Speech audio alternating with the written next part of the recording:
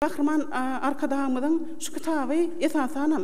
Şol oğlavat ecanın hemem öz mehriban kakası Melik Kulağanın öz çağalarına beriyen terbiyesinin hemem şol terbiyenin in bir zerur vaktlar çağalıktan doğru yola koyuluşu varasında bu son söhbet etdi.